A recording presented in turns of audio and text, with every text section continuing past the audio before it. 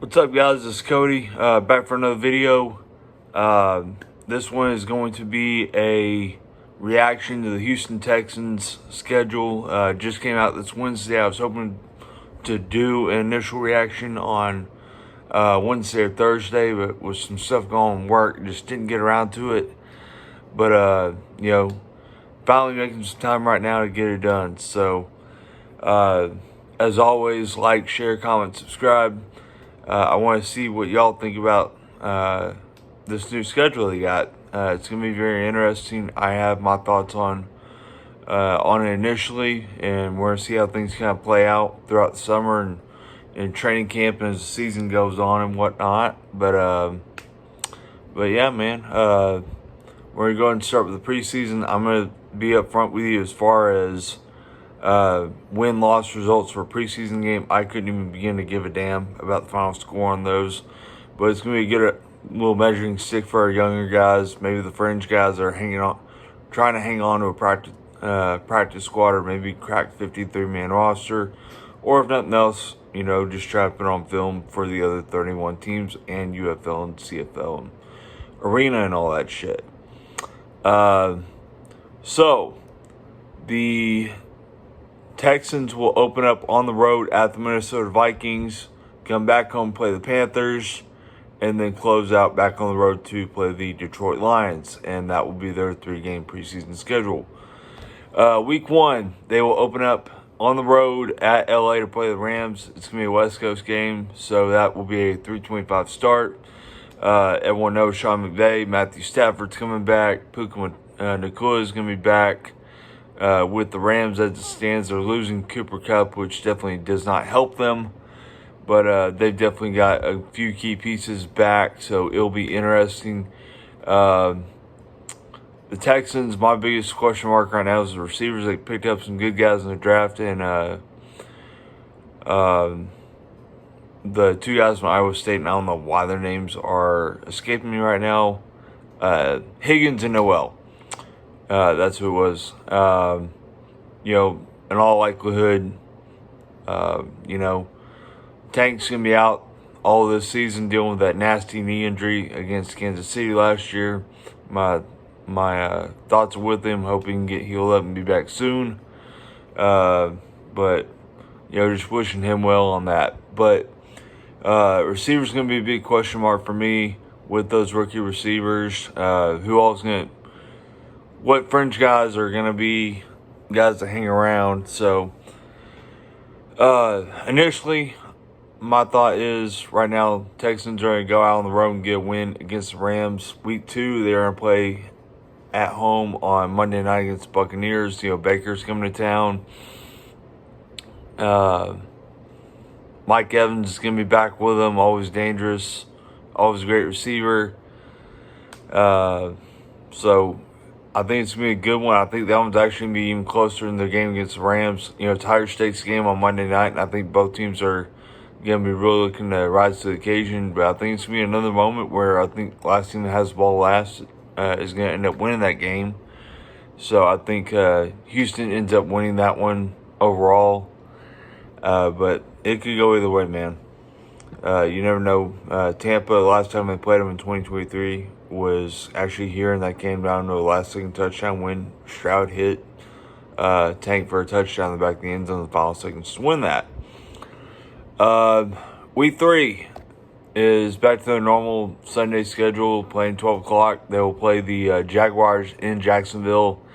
Man, besides Travis Hunter, I'm not seeing a ton of guys that are really jumping out at me from the Jaguars right now. This isn't me trying to talk shit, but me just giving an honest assessment. I see, and this is the NFL though. You never know how it's going to play out. But right now, I got Texans winning that one by at least 2 touchdowns. I think that'll be like a 31-17 or 31-14 type game. Week 4. Texans play the Titans at home. Cam Ward, rookie number 1 overall pick, and kind of a hometown guy for us. I live in Brazoria County, which is where Cam is from.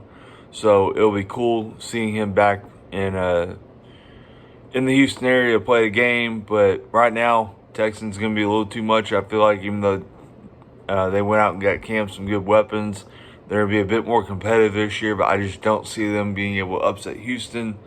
So right now, I see them being 4-0 going into Week 5 at Baltimore. Another Sunday noon kickoff here in Houston, but it'll actually be in Baltimore, so 1 o'clock kickoff Eastern time.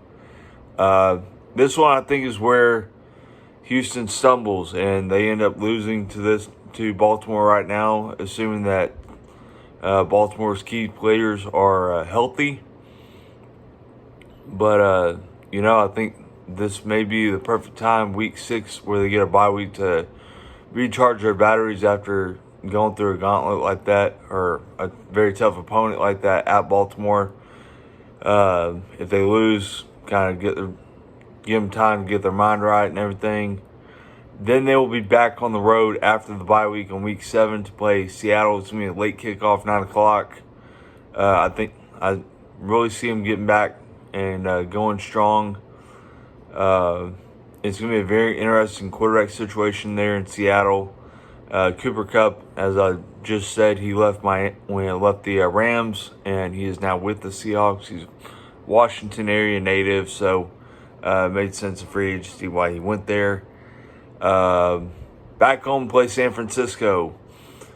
I think that'll be an interesting game anytime Kittle's there with him being healthy. I think that's going to be a interesting game, but I think Houston keeps their winning ways going overall and goes in and will be 6-1 after this game.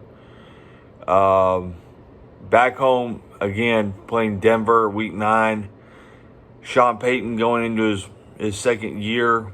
Bo Nix going to be a little bit more dialed in, assuming he stays healthy. This is one that I think is really going to be a trap game for him. I think Houston can win this one, but man, this is a tough one for me, and I think this one is one that maybe Houston stumbles a little bit, and I think they lose a very close game here. I think Denver might have their number on this game. Sean Payton's very, I think for a first-year situation, I think he was coming into a bad situation in Denver. I'm sorry, this is, I think Sean's actually his third year in Denver, if I'm not mistaken. But, second with Bo Nix as his quarterback. So, yeah, my mistake there in trying to correct that. But, I think Denver comes in. They possibly end up stealing one from the Texans here. So, I think it's going to be a good game. But, yeah, I think Broncos got the Texans' number on this one. Week 10, Jacksonville at home. So this is one where, again, Jacksonville just doesn't really jump out on me. It's going to be also depending on how healthy Houston is, how well they're playing at that point. Is Nick Caley's offense really dialed in at that point? It's going to be very interesting to see. Again, at home, I see this being another Houston win and a pretty good size portion or margin, I should say. So back on the road to play Tennessee from there. I think Cam Ward, that Tennessee offense can be a little bit more dialed in at that point, assuming they're healthy, and I think they come in and make this one interesting, but I don't think Houston loses this one. They get a close win in this game, and it's going to be another Sunday noon kickoff game. I think it's going to be very interesting to see how that one plays out. I think it's going to be closer than the first time they play, but we'll see. I mean, just with football, you never know with way injuries kind of shake up and everything. Week 12.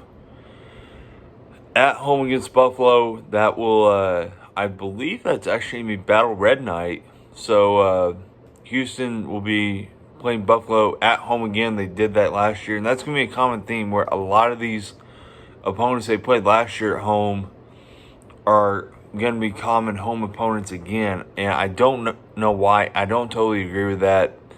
I'm one of those that, obviously outside divisional games where you're going to play them each once a year, twice a year, one at home, one away. If you play a team in the regular season, you turn around and play them the next year, 2 years later, it should flip. But, with them going to a 17-game schedule, I think that kind of jacked things up. I think it should be a 16 or 18 game, but I don't like schedule for a reason. Whatever. But on this one's going to be a very tough one for me. And I'm going to say right now, Houston wins this one by a field goal. Last possession, I think they go down and kick a field goal, win this game, or it comes down to a Buffalo field goal and they miss it, or one of those kind of things. But right now, I think it's a game that Houston wins in very tight fashion. Week 13 at Indianapolis, another Sunday game on the 30th of November. Just regular scheduling and whatnot. This one, I think the Colts are still going to be struggling and everything. I just don't see Indianapolis really getting back to real relevancy here for a while. I think this could be another situation. They've been talking about some teams tanking to get Arch Manning out of Texas, him coming out after next college football season and everything. I don't know. That's going to be very interesting to see how that plays out. So, yeah, there's that. Week 14 at Kansas City again. With the whole scheduling thing, it's going to be very interesting. This one's going to be a Sunday night broadcast at Kansas City, Week 14, December 7th. And right now, I think Kansas City, unfortunately, they've kind of had Houston's number. I think that's going to kind of continue to be the trend, unfortunately. I see Houston going down in this one again. And I think this one's going to be a pretty close game. But I just don't see Houston pulling this one out if Kansas City is at any more than 90% strength right now. So there's that right now. Another 12 o'clock game at home. They will play Arizona Cardinals on December 14th. And this one, they get it back going again. I see them getting by the Cardinals probably by about 10 in this game. I think it'll be like a 31-21 or 31-17 type game. So a two-score victory, I think, will be pretty feasible for the Texans here. Back home, this is gonna be a rare late afternoon game. They will play the Raiders at 3:30 here in Houston. This one, man, I really don't know this one. I think this is gonna be an interesting game. I think the Texans win this, but I think it's gonna be very close. And then another one. These last two games are subject to being flexed. Week 17 at the Chargers, and then Week 18 at home against Indianapolis. I see. I'm going to start Week 18 first and go back to Week 17 again. I just don't see the Colts being at a point where they're going to be really relevant right now. Just being honest, not saying that to boost up Texans or not just saying that for the sake of just trying to shit on the Colts or anything, but I just don't see them being at a point where they're really ready to compete for the AFC South. I think it's going to be a 1-2 punch between the Texans and the Titans right now. I think both those teams just have too many weapons for the other two to really compete in the AFC South right now. I could be wrong. Injuries happen and some crazy shit happens, but that's kind of me calling it as I see it. Now, circling back to Week 17 at the Chargers. And this is also going to depend as well on the traveling schedule right now. And the scheduling right now, as I said, both Week 17 and Week 18 are scheduled games being flexed depending on relevancy and just all other kind of stuff that plays with playoff scenarios and all that kind of stuff. But right now, we saw last year what happened between the Texans and the Chargers in the playoffs, and and the Texans got after him, and I don't see it being too much different. I see it being a bit closer game, but I see that one being in the Texans' favor. Probably a one-score game there, so I think Texans squeak out a close one again against Colts. I think that's going to be a fairly, by NFL standards, easy win, like 38 to 17 or 38-21 type game, and that's on the high side for Indianapolis offense. I'm not going to sit here and say, oh, they're beating by 50, because, I mean, let's be honest, that rarely ever happens in the NFL. You see a team get past 45 points in a game. So, right now, man, I don't see the Texans getting by any worse than 4 losses going into the playoffs. I think they go in as AFC South champs again. I see the Titans getting into the playoffs on a wild card spot. It's going to be very interesting to see how the league shakes out. But I don't see the Texans going any worse than the AFC Championship. I think this is a prime year for the Texans to get into the AFC Championship finally. I'm not predicting Super Bowl just yet, because with Nick Caley's offense, I think there's going to be a bit of a learning curve that might kind of buy, that transition year from slow to Caley. It may jumpstart a year. It may bite him in the ass in the playoffs. I don't know. It's going to be very interesting to see how that plays out. But it's going to be very fun to watch. I mean, there's not really too much else that can really be said about that. If you disagree, agree, comment, share, let me know what you think on this, man. I think it's going to be a very fun season to watch, assuming the majority of the guys on Texans can stay healthy. And I think we're really in for a treat here. So, it'll be fun. But thank you guys for watching. Like, share, comment, subscribe. Again, all that good stuff.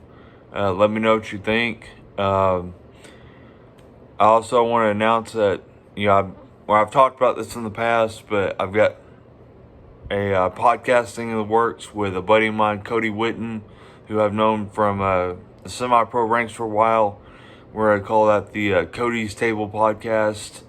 I'm going to be working on trying to hash everything out for getting our own YouTube and everything for that squared away. Social media for that for that whole podcast. All that stuff's going to be coming out here pretty soon, so stay tuned for all that. A